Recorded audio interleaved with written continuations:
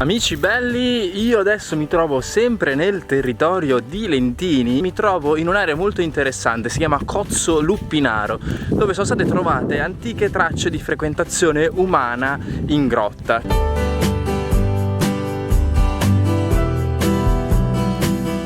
Ok ragazzi, adesso mi trovo all'interno del primo camerone. Adesso ve lo mostro. Si intravede questa muraia, poteva essere tranquillamente una mangiatoia. Una cosa curiosa che vi voglio mostrare, guardate, a parte questi buchi nelle pareti, forse perché potevano contenere dei pali, qua vi volevo far vedere una cosa davvero curiosa che è, ecco qua, questa scritta, questi segni.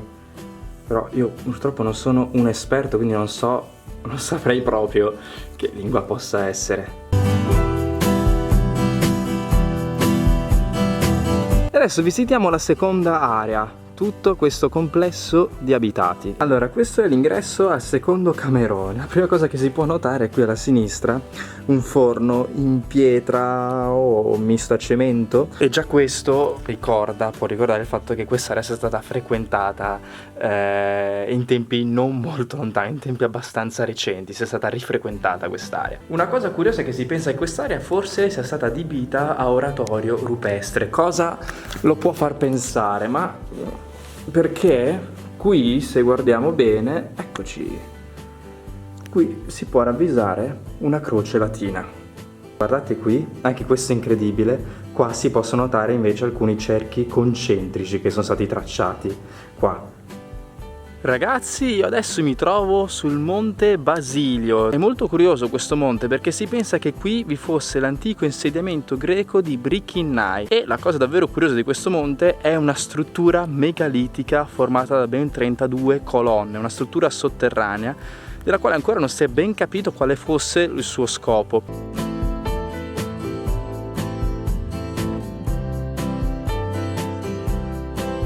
Tutti questi dove mi trovo sono resti di abitati, e adesso proviamo a cercare le colonne di San Basilio.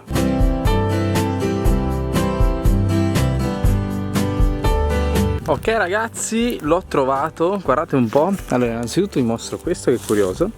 Questi sono dei blocchi in pietra numerati, lì in fondo c'è un'antica masseria, e qui ecco la struttura di cui vi parlavo. Guardate un po', eccola lì, questa è la struttura di cui vi parlavo.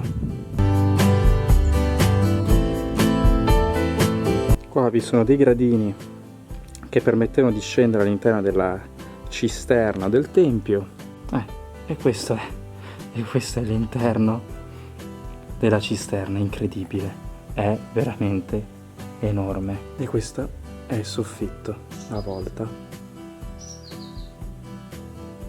Qua si possono notare alcune tracce di affreschi invece appartenenti al periodo bizantino, e queste tracce di affreschi fanno pensare quindi che quest'area fu utilizzata attorno al periodo bizantino come chiesa, come oratorio.